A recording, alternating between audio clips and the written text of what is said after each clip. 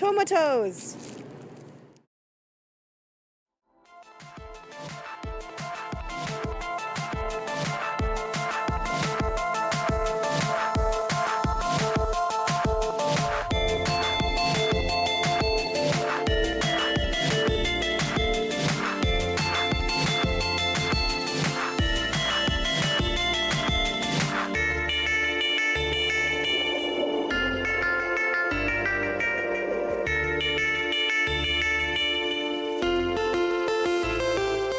With the rise of smartphones, the internet, and personal computers, social media has turned into a dominant figure in today's society that enables people around the world to communicate via social websites.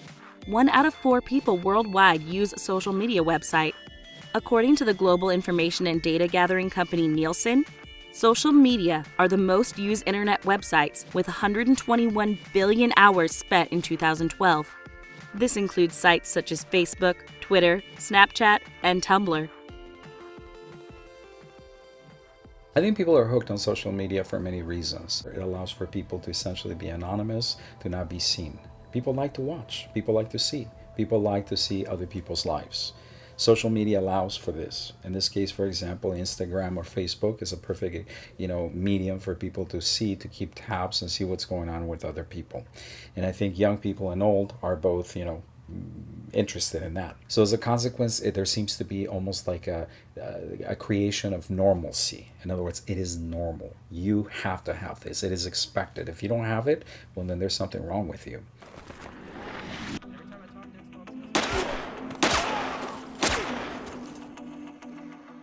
Social media to me is a way to share your ideas and life with the people around you, easier and faster than ever before.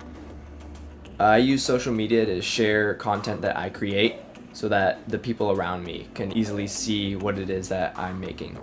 I make videos, I take pictures, and graphic design type stuff.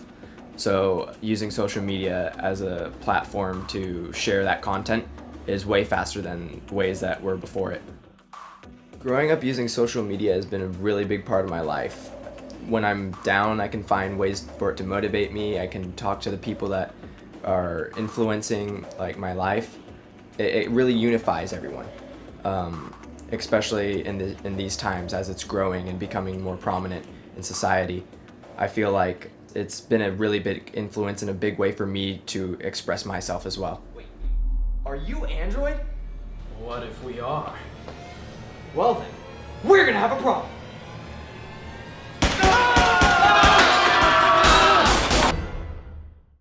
Social media has definitely changed the way we live today, many changes of which are positive. What are the positives of social media on the individual? Many.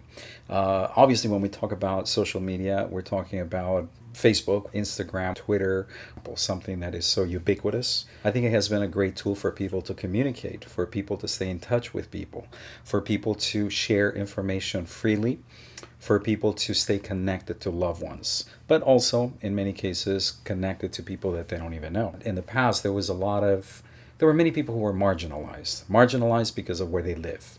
All of a sudden, you have a medium, you have a vehicle, a way of actually communicating with the outside world.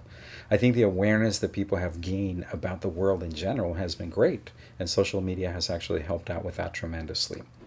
Social media has affected me immensely by letting me meet new people that I can work with and finding different areas to improve on and to motivate everything I do. I probably wouldn't even have gotten into the field that I'm in right now if it wasn't for social media. I would have never seen the type of videos that would inspire me to do the same thing that they're doing, or to take the pictures that I see every day on Instagram. Social media has changed interpersonal relations with people also in different ways, in which is not necessarily the most constructive. For example, the digital divide or the digital wall allows and gives people freedom to say whatever they want to say. But I think it has lowered the quality of the communication, lowered the respect, and it has lowered the intensity of a relationship among people.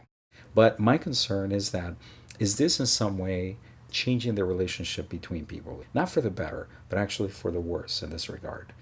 Social media has affected me in a bad way because it's made me develop this sort of social anxiety in public, and I'm not meeting or interacting with new people like I would want to. And it's kind of made me a hermit, so.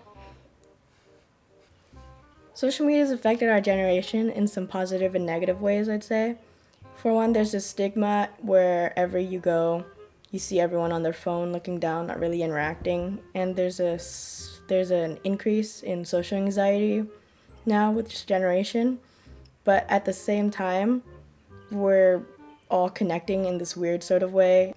Social media has affected me in a good way, probably because it steers my mind away from like depression or like the negative thoughts on things, and it's opened up a whole new spectrum of entertainment and has introduced me to all this talent that's on social media and stuff.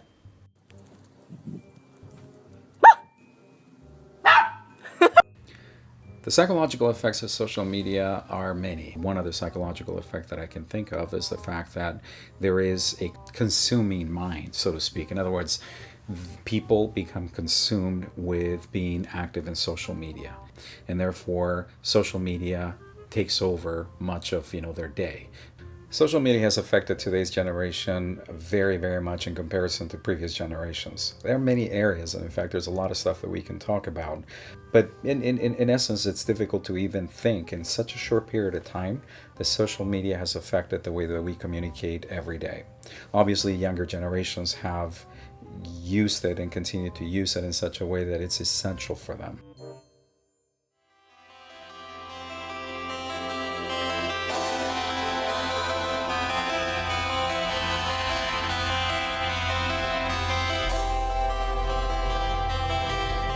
Today, we live in a great era of science and technology that allows us to do extraordinary feats in medicine, business, and communications.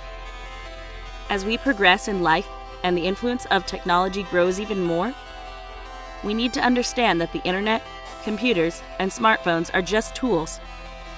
We control the tools, not the other way around.